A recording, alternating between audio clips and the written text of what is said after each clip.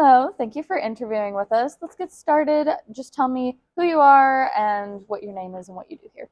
Well, my name is Cody. I am on part of the marketing team at Norfolk Botanical Garden. I've been here for about 4 years. Currently, the digital content and marketing project manager for Norfolk Botanical Garden. Very nice. So, how did your journey into the world of public gardens begin? I know you haven't worked at any gardens before Norfolk Botanical, so could you share a pivotal moment or experience that sparked your passion for this field? The garden found me. It was like kind of during COVID. I was working an odd job, and my friend came up to me and he said, "Hey, Norfolk Botanical Garden is looking for someone who can do some marketing and help with administrative stuff." And I said that you would be the best person. Are you willing to like meet with the president and one on one to see if he likes your energy? And then if that, they might pursue further. So I had a one on one lunch with the president of the garden, and our energies kind of matched. I've got a lot of fire energy, and so did he. And after that, the garden called me back for a second round, and from there is history. So, like I said, the garden kind of found me in a way, but I was never ever thinking about working at a botanical garden until the opportunity kind of just sat in my lap. Very cool. Out of curiosity, you said you had that kind of like fire. I just want to pivot real quick. Where does that fire for you come from that you're so passionate and driven? Oh man, so my mother and father would say I was born with sass and some attitude. And they said growing up, I just let people know exactly how I was feeling. And I'm really expressive, so I have a kind of an artistic background. So I just very creative and expressive, and I love talking. That's the one thing I'd always get in trouble with school. So all that type of energy just continues to kind of sort of manifest its way into my adulthood. So it really stems from just, I guess it's part of my DNA. I can't explain where it came from, but I'm an Aries. So if you believe in that, Aries are fire signs. So we're kind of just fiery people. As someone with a background in digital content creation, how did you leverage technology and social media to enhance outreach and engagement for public gardens, especially here at Norfolk Botanical Garden? Yeah, so North Botanical Garden, when I first came on, they had come a long way from where they started. And what I mean by that, they were starting their Garden Tomorrow campaign. So they were kind of polishing some of the gardens, redoing some gardens, stuff like that. And then they were kind of rebranding themselves technology-wise as well. So they wanted to have someone like myself kind of lead the charge in really developing their digital content as far as like website and social media. And so I have kind of done that for different businesses and other nonprofit organizations. And I saw the garden was missing a couple of kind of newer style of kind of graphics or the way that we would use social media as a leverage tool to get people into the garden. The garden is such an amazing space, and it has so much content that it's hard to figure out what to kind of sort of create to get people's attention. So it's necessary for someone like myself with a passion to kind of push the needle a little bit forward for the garden, marketing wise, to find ways to be educational, but also be visibly pleasing for our digital media guests and viewers to want to explore more about what the garden offers. So it's been a challenge just to figure out all what the gardens does, and then also figure out how we can kind of compile that into content throughout the year that gets people always engaged with us and always kind of writing great reviews like the experience was great. I've been there when I was a child, and it has a lineage of history with so many families. So we've kind of got this great camaraderie of community that's been here since 1930s, 1940s. And so their family pictures and stuff kind of pops up here and there as we post things. So it's kind of unique in a way to figure out how I could inject my own personality and stamp to help the garden move forward digitally.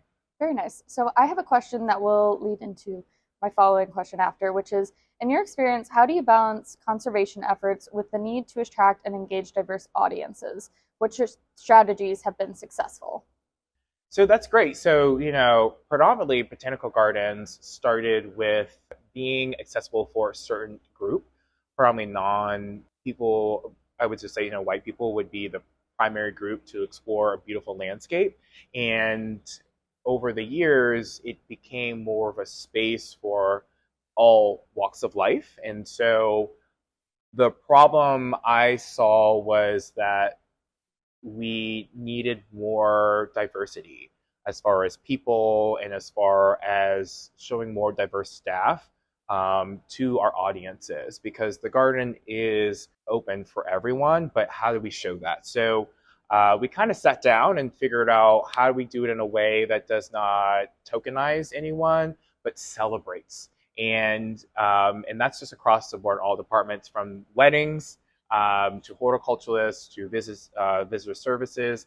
And so it took a while to find the content. So we had to go out on busy days and ask people if they're willing to either share their stories, or either we take a picture of them as they're enjoying the garden. And through those efforts, we really started to build more of diverse audiences through our marketing, Mm-hmm. and also people kind of sort of engaging with the garden. It Mm-hmm. made it feel more of, hey, I never knew the space was for us.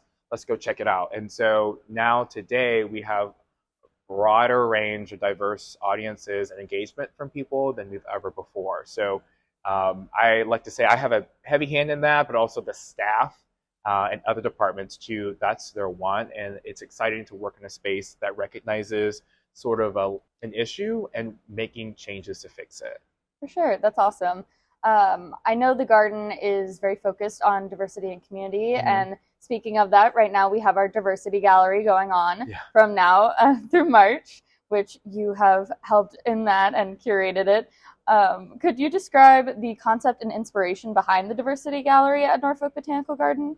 What impact has it had on the community and the artists involved? That's a great question. So when I first came to the garden, I was in the market department slash administrative, and then I kind of followed my bosses to different committees, and one of the committees I was a part of was called the President's Council of Inclusion and Diversity, and it started as a diversity committee, and then it kind of developed into the PCID, which we call it today. And they were really in charge of keeping the history alive at the garden. And they helped plan the event, what we call like WA Heritage Celebration. And I saw that the committee needed to do a little bit more. They've done so much to get to the garden where it is today, but now we need to start branching off into different ways to bring more diverse audience into the garden. That's our mission, making sure everyone sees the beauty of the space. And I have a art background from VCU, go Rams. So I have a sculpture degree, and I said, listen, I ran galleries for my college. Why don't we do a diversity gallery where we ask artists from just this area, Hampton Roads, to display their work in our visitor service building. And hopefully that attracts people to come into our space to see, when they walk through the doors, they see people like themselves. A lot of people don't feel comfortable when they walk in spaces and they don't see people like themselves. And it can be hard to get people into a garden when they don't see things that they're comfortable looking at, as far as same skin type, or maybe some artistic sort of art pieces that kind of represent their community. So this was my way of expressing how we can bridge that gap. And somehow or another, it all came to be. Last year was our first one in 2024, and I got 27 artists and I think 100 art pieces. I don't know how it happened. Community came together.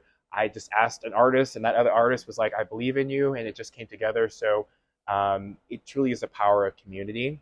And then this year, the garden adopted it, which means that they loved it so much they want to keep it going. And so I just said, sure. So now we have over 120 art pieces, about 40 artists. We have a jury show now. We're giving out prizes. I mean, it keeps building up, and it is an honor that people see someone like myself, a young Black guy, in a space like this, and they want the same thing I want. is to celebrate people and to celebrate our community. So I don't take it lightly. I put a lot of work into it, but it is reflected about how much respect the artists and the community have for it. I get calls like, "Oh, am I missing it? Is it this week? Can I come see it?" And I said, "Of course, it's up." So I'm really excited about that project and how successful it's been for the garden itself. Yeah, I'm really glad the garden's adopted it. I can't wait to see it grow and flourish as the Right. years goes on. Hello. I know it's been important to the community, but also to staff. And I was wondering if you could talk just a little bit about one of our artists, Bobby Baker, apparently came up to you and somehow y'all made that connection. And now he's in the Diversity Gallery this year. Yeah, I think sometimes we forget when we work in spaces that staff is involved in everything that we do. And what I mean by that is if the staff is looking for a business that cares about diversity or celebrates just different communities, that things like these makes their day a little bit brighter. And so Bobby, I had no idea he's a horticulturalist. I had no idea he did art. And he's like, "Hey, are you doing that thing this year again?" And I said, "Sure, yeah, like I just got the okay from upstairs." And he said, "I'm going to apply, and I hope I get in." And it is an honor to create something that staff can be proud of. And again, it's when you put something hard work into it, it reflects onto the staff, and the staff enjoyed it last year. They said it changed the way that they viewed the garden. And that's a dynamic thing to say and to receive from people, is that we want more things like these. And so this year, I had 2 staff members actually apply, and they're in the show. And it just shows the power of things like these that bring everyone together, and they want to be a part of it. And it puts a smile on my face Same. to see that. So yeah, and Bobby is a really good co-worker friend of mine, and he's always got some great ideas. So I was really excited to see his pieces and to be able to put it in the show. So For sure. Thank you so much. So, circling back to a bit more garden wide, mhm. looking ahead, what do you envision for the future of public gardens? How do you see them evolving to meet changing environmental and social landscapes? So that's a great question. A lot is on the table right now environmentally, but also the structure of botanical gardens. A lot of the executive staff is retiring out, and there's a heavy need for newcomers to come in and continue the journey and missions of public gardens. And that means addressing a lot of our climate change, environmental impacts, in addition to the way that we address communicating to the community around us. And I see there's a huge fight for, one, increasing diversity within the space.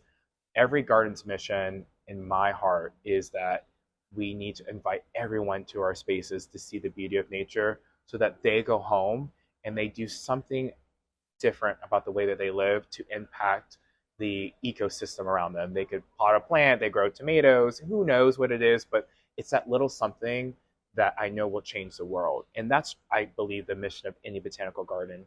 And I see it when I go to different gardens, I talk to different garden staff. There is a big push of trying to find more ways to bring everybody into a space and to show them the power of plants, environment, and wildlife, and how necessary it is we need to keep it going. Definitely. What role do public gardens play in environmental education and conservation efforts today? How can they continue to innovate in these areas, pushing further? Yeah, great question. So not every garden or botanical garden is environmental focused. Some are display only. So it's kind of sort of how the origins of that garden or arboretum started. Specifically, we can focus on Norfolk Botanical Garden. Its main mission is conservation and environmental education. So a lot of things that we do and a lot of the way that we interpret our space is educating people on different plants from across the world, but also the power of those plants. And so our main focus is to continue to educate, provide programs, classes, walk and talk, field trips, professors, classes, any way that we can educate from the youth to the adults, we find a way. And that is our main mission, and that's our focus. And we continue to push all the time. And so our conservation efforts are going up too with this new Garden Tomorrow building that we're having. So our garden is truly focused on education and conservation, and other gardens are following suit. But it does not mean that every garden has to be a part of it. But there could be a plant that a display garden has that's necessary to save, that they could offer cuttings or specimens to other botanical gardens who might need it for research or other organizations. So they do play a hand in that, but sometimes not all gardens focus on just environmental education and conservation. So sometimes it's a beautiful space, and Yeah. they just want people to experience the beauty of nature. Definitely. There's a bunch of different ways that gardens can function and Yeah. flourish, and I love that ours specifically is focusing on environmental conservation. Yeah. I think that's lovely that we're working on it. Moving along, could you share a memorable moment or project that highlights the transformative power of public gardens in the community? So that's a great question. When we talk about just spaces in general, to me, there has to be a story behind it. There has to be some kind of personal connection. And I will say, for my personal story, the garden liberated me from such a dark place I was in during COVID. Became my safe space. It became a home for me to grow and to learn and to be around so many loving people, that my passion for public gardens just went through the roof. And I wanted everyone to hear about these gardens. I wanted to do events, to be like, we have to throw events, we have to bring people in, we have to have them see why this space is so necessary, and to realize that some of my friends were already members here and I had no idea. So it had been such a rainbow in my cloud that I don't think anyone really realized that. And it's so special to me because it truly saved me, and it brings a smile to my face every time I come here. I don't think people have a lucky drive to work like I do. I get to drive through a forest and then covered by plants and flowers, and it's pretty amazing. And I sometimes sit back like, oh my gosh, this place is crazy. Like, I can't It believe I work is. here. And I can't believe, they ask me like, what should we do? What can we do? And so it's just my home. Yeah, It really is. I think about it every day, I love to hear that. and I think about it too much, I actually. know. But sometimes I gotta be like, whoa. Yeah. But it is my passion, and that's why I continue to stay here. I just can't leave. Except, yeah, I think that's wonderful that the garden has impacted your life in such a way. It really is a beautiful place to work, and there's so much going on. And it is a wonderful place in that I feel like a lot of staff here, are asked for their input, and the community focus here is so strong. Following along, what advice would you give to young professionals aspiring to enter the field of public gardens or environmental conservation? I did not do my research before I came here. So I would say visit a garden that's close to you, or map out a garden that you think is like super stellar, like, oh, I see this one in New York, like, we have to go, and just walk around and just take a moment to separate from your life and be immersed in the nature of that area. And from there, you'll get that itch to want to do something there. Whether it is horticulture focused, even though that is a major part of a lot of public gardens, of course, you have to have plants, they have to survive. But there's people behind the scenes. There's people who are writing grants. There are people who do programming, visitation. There's so many ways that you can impact a space like a public garden. Just don't feel like you have to know how to grow a plant from seed. I think that kind of backs people away. They're like, I don't know anything about plants. I've got a brown thumb. I kill everything. And so that's okay. Hey, listen, there's a space for you to inject yourself into public gardens in any way to help, whether it's volunteering or finding a way to be part of either marketing or something. Gardens run just like a business. And so there's just different ways that we can be a part of it if you're interested in it, but don't knock it out. There's a lot of freedom that comes with public gardens, specifically this one, about how creative you can be and how willing the staff is to kind of allow you to be creative and to spread your wings and to learn. You don't get that often a lot of places of work. So there is a freedom that people really love having working at a public garden. And again, just being surrounded by the beauty of nature, it's kind of a unique experience. you get to watch the plants grow and you get to watch yourself grow. Right. Plant the Oh, seed. kind of getting toward the end slowly. How does your personal background and experiences inform your approach to promoting diversity and inclusion within the public gardens community? That's a great question. I am a proud gay black male. I make it known anywhere I go. I'm never quiet about where I come from and who I am. My skin is a celebration of culture, Mm-hmm. and I make sure that all cultures are celebrated any way possible. And I understand that there is a process of course, exposing people to different communities and different types of way of living, but it is a passion of mine to be a part of the charge to celebrate diversity. And I keep saying it again, it is an awesome place to know that everybody that I work with here, that's their mission too. Mm.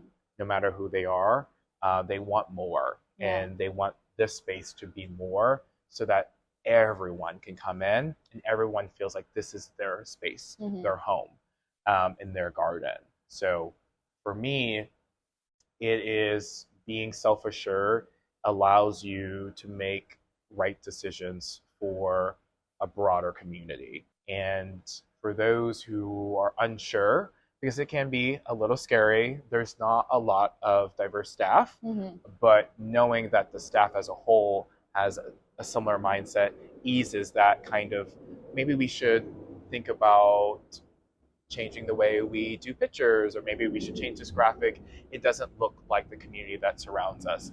And having staff think about those things as we make decisions is important. Mm-hmm. Every step we take is a step towards bringing more people into the space if we think about all of the communities that surround us. Definitely. I know throughout all of these interviews, the thing that's come up over and over again is that this is a garden for all, for everyone, which I think is a beautiful message. Real quick, you've led the way in starting several diversity-based programs at the garden, Diversity Gallery, Pride at the Lights, and I just want to know what inspired you to take that first step, and in addition to that, what advice would you give to other people who want to make a difference in their communities, at their businesses perhaps, but maybe hesitant to start? Great question. I'm a go-getter. So if I have an idea, or I talk to a friend and I see what they're doing in their company or their space, and I'm looking at where I work, I'm like, oh, we need that. I just go for it. I just like start talking about it, and then I have to like slow down, because when you start an idea, whether big or small, know how your business can sustainably do something. So that sometimes is where a lot of people fall, is how do you phase in to maybe create what you actually want to create, and how do you get everyone on board? A lot of times we do a vertical movement, is that one person is taking the charge and they're doing all the work, and then when they leave, it disappears. Yeah. So if you really want something to make a dynamic change in your workspace or wherever you're at, you need to first have a buy-in with most of the staff, and of course the people who move and shake at your organization. Once that buy-in is there, then you can continue to develop that idea, and then become sustainable. Then when you leave, or let's say you're not there, it still exists. So now you're leaving a sustainable legacy. And it might take a year, might take 5 years for it to get to a safe space that the whole entire staff can kind of sort of take this idea and grow it. But it's worth it in the end. Again, whether it's like small or big, you just have to find a way to make sure all the staff has a buy-in and it's sustainable for the company in order to carry that. So I always say, never bore me at a meeting, but also we have to figure out, can we actually do this? And if we can't do that, how can we do something similar, smaller, and maybe that grows into something? So you're going to always get pushback. You're always going to get maybe a no, but that doesn't mean your idea isn't worth pursuing. There could be some other avenue. So my advice is, think about, how do I get that buy-in? And how do I make it sustainable for this organization? And if I can't think about it being sustainable, then maybe that idea isn't right for that organization. And maybe you need to find a different avenue, but keep pushing. Because you never know the impact of something so small or so big can have on the space around you. Yeah, I love that. It's like a no doesn't mean give up. It just means you have to pivot. So. Yes, you're not going to get a sticker because you made an idea. That's just my biggest thing. But just know it puts a ring in people's ear when you bring up a really dynamic idea. So think it through.